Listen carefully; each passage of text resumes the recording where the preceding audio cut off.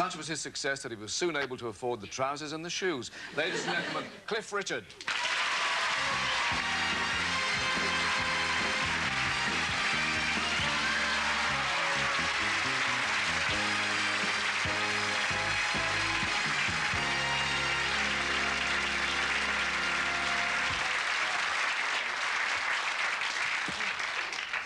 Well, Cliff, they're always trying to hang labels on you, and here's another one I've just heard, the Barbara Cartland of pop. How does that strike you?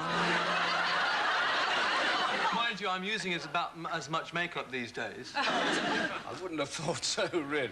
But you don't mind that, do you? No, I don't really. I mean, I think, although sometimes I feel that labels are a bit of a pressure. I mean, the Peter Pan... I've not heard the Barbara Cartland one before. I don't know whether it's that bad, is it? I mean, like Barbara Cartland. Well, then I'm happy. Yeah. But actually, it's the Peter Pan of pop one that was really a difficult one, because it's always a stress on age. They're always stressing, oh, you know, the young, energetic, etc.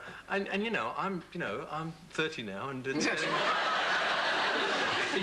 it just puts a pressure, because the expectancy from a crowd, you know, everyone expects you to come bouncing on. I mean, as it happens, I can still do it.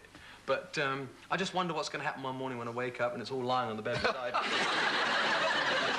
The answer when people try to get compliments, they say, do I look 35? And you say, not anymore.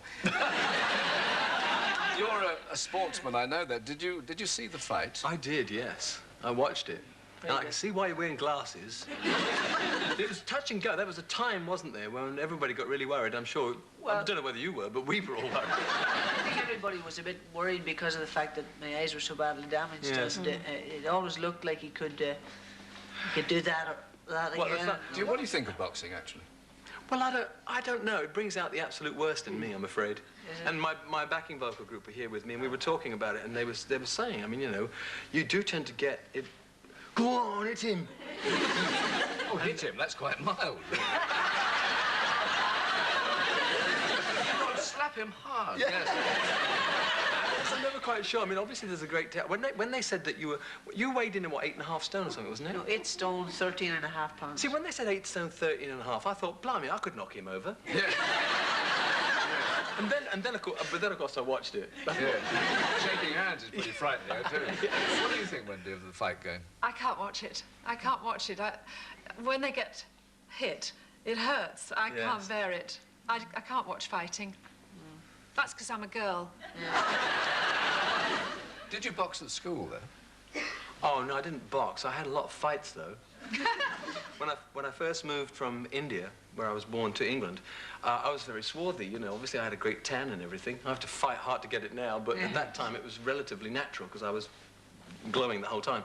And I got called indie bum and all that, you know. And people kept jumping at me. I don't know. I mean, it's just ridiculous, really. But I fought a lot at school, funnily enough. I came home in tears sometimes and bruised and stuff. But I gave quite well, really. I always think that if I was trapped in a corner, as I was many times as a young kid of, like, you know, 8, 9, 10, I used to get very frantic. The thing about boxers is that they don't actually get passionate about it. I mean, I don't know that boxers... Or do you lose your temper? No, you must do. If someone wallops you in the eye, you can't say, oh, we do, you know. No, you can't really lose your temper. It's controlled aggression, I think. That's what it's called. But, I mean, mine wasn't controlled.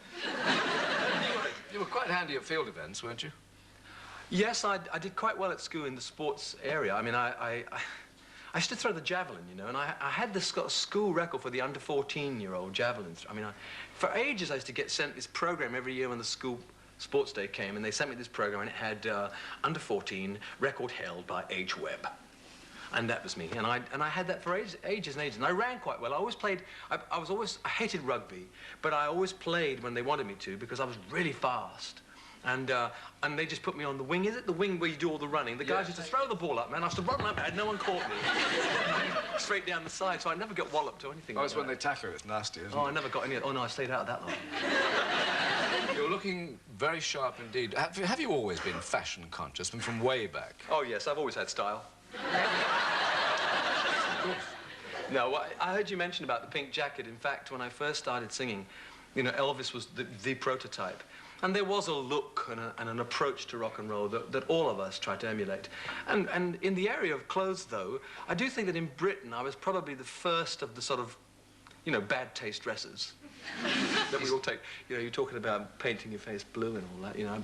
We didn't quite go that far, but you did try to be at least different. So I had a pink jacket made, and no one had worn pink jackets before. Men had never worn pink, let alone jackets like that.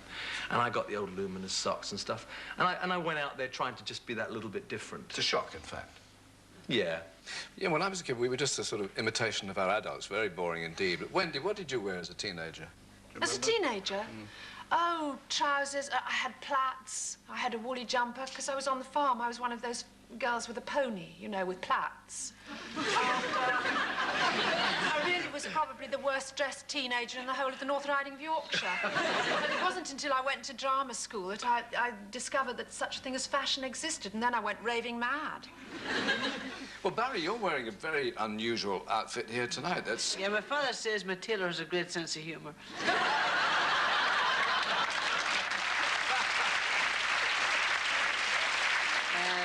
I remember wearing the first, these parallel trousers came in. They were the first pair of long trousers that I ever wore. I used to wear shorts before that when I would turn around the countryside as a young fella. And I remember the first pair of parallels. I got a wine-coloured, like a maroon-coloured pair. And they were perfect, but they were too big for me in the waist, so I had to wear these braces, and was at a disco. I was concealing these braces perfectly, and I was dancing, and whatever happened, I may have got too close to my partner, but the yoke went bang like that. So that was the last time I ever tried to go around too stylish, you know. A future world champion. It's wonderful. So, Cliff, you got the look, and then you had to work on the act, of course, to go with the look. Well, I mean, all of that came fairly naturally, you know. I used to read things. The Shadows and I have often laughed about this. People try to analyse why we did things. And they're always saying, well, of course, you know, it came from the sort of working-class background and was trying to beat his way out of the environment. We just like singing rock and roll, and it's something we found we could do. So when I did a performance, it was just an expression of how I just felt about the music. It was a matter of having a lot of fun, and rock and roll was always connected with energy and dancing and stuff. So we made it up as we went along. In fact, people often used to say, who produced the act? Well, I mean, it was a joke, really. But there were a few little tricks, weren't there? Little gimmicks. No, well, they were all part and parcel of being a rock and roll singer. You know, the curl of the lip, you know, all that. Oh, yes. Oh, yes. I remember you doing that. Yeah, You don't do that anymore, do you? No, I've grown out of it. I mean, I've done duets with, like, Marty Wilde, you know, and I mean, all you could see were lips in the camera. Everyone tried to do it. And when you did it, all the girls screamed. Absolutely, yeah. Let's try it out again once more. It still works. The strange thing is, you know, the first person that ever actually produced a performance from me was a TV producer called Jack Good, who did the original Oh Boy show. Yeah. He said, I want to film you just from the shoulders up, and I'll tell you when I want the lip to go. I can't do it now, but I used to be able to quiver the lip. Eunice Tubbs does it great. Does she? Yeah, fabulous. But I used to be able to quiver the lip, but also go up. And he used to choose the, you know... It looks awful. I know. It's just dreadful. And, of course, you had the obligatory American accent. You couldn't sing like an Englishman, could you? Weren't No, allowed to. rock and roll, because it's an American form of music, it's still... Although in the very early days I twanged a lot more, you know, I mean, one did tend to sing a bit like that. But I don't do that anymore. I sing English, but there are certain words that defy. You can't say, well, do you want to dance and hold my hand? It just doesn't work, you know. So if you say, do you want to, that's all right, but dance it has to be. But we don't say hand, anyway. No, we don't, but if you said, do you want to dance, you've got to say, and hold my hand. Yes, that's it's a bit of fun. You're having to perfect the American accent at the moment, aren't you? Yes, I'm just going to do a play in the theatre. I start rehearsing next week, actually, and we open at Guildford. And I've got to play an American, and I'm working on an American accent. Which part of America? Is it just a general New York, New York it is. So it's quite specific, That's you a see. difficult accent. Yes, so I've been watching Cagney and Lacey and those sort of things. And I've discovered a funny thing, that the Americans, you know how well, we speak with everything kind of open here, and I've discovered that Americans, they close everything here. Oh. I've got a feeling it's something to do with sinus trouble. Because of the air conditioning Oh, it's in bound to those be that. blocks. Oh, yeah. Because everything is shut off from here. And especially with women, it sounds awful.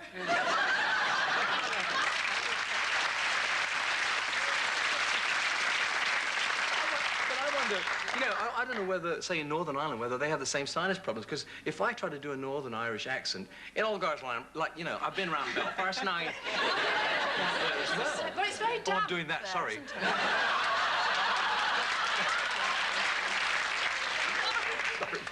Well, we don't normally do a lot of plugs on this show, but this new enterprise of yours, the show called Time, Yes. you haven't done a stage musical before, have you?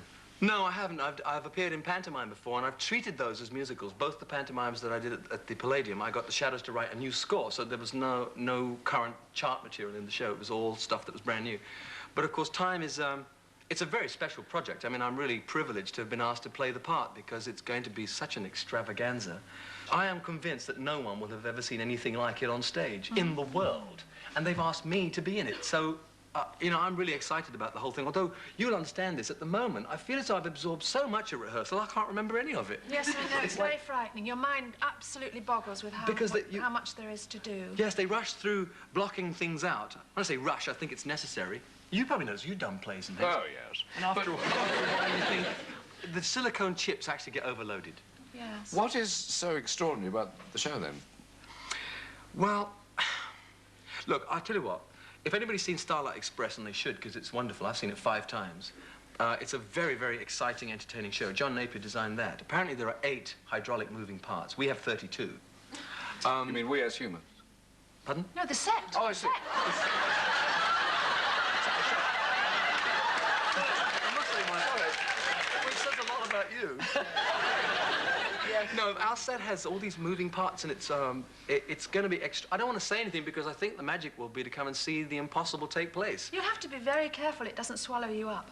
Well, yes, that's why I've insisted that... I said insisted. We've talked heavily about the fact that it is a rock and roll show. What originally attracted me to it was the music. I think the music's fabulous. So we've said, if the set is going to be this extraordinary, then we musically must also be extraordinary. So it's going to be loud, and it's going to be like a soundtrack. I think it's going to sound, when you watch it, will be like the soundtrack of a film. Often when I go and see musicals, the mics don't really come up until they sing.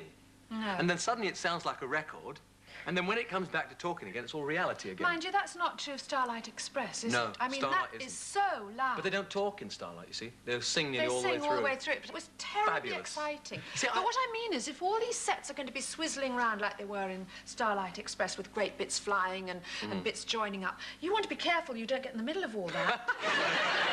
No, I think we're pretty safe on it. Yes. I hope so. Mashed Cliff. What a terrible thought. Yeah. Nothing in the contract about being hit by a hydraulic... You should. Well, now it can be told.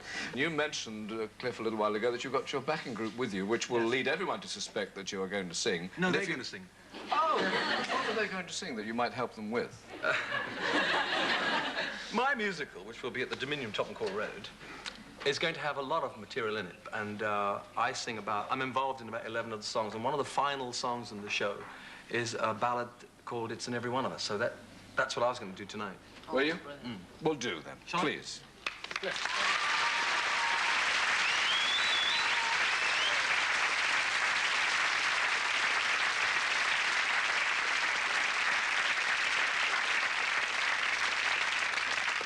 It's in every one of us to be wise. Find your heart and open up both your eyes. We can all know everything without ever knowing why. It's in every one of us by and by. It's in every one of us. I just remember, it's like I've been sleeping for years. I'm not awake as I can be, but my seeing's better. I can see by the fear. through the tears. I keep realizing that I bought this ticket, but watching only half of the show. But there is scenery and lights and a cast of thousands who all know what I know, and it's good that it's all, it's in every one of us to be wise. Find your heart and open up both your eyes. We can all love everything without ever knowing why. It's in every one of us, by and by. It's in every one of us, by and by.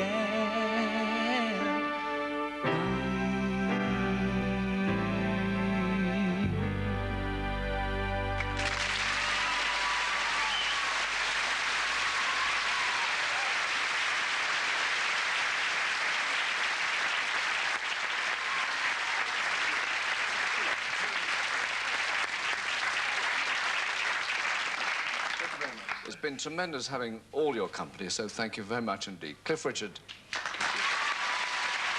Wendy Craig. And Barry McGuigan. See you next week. Good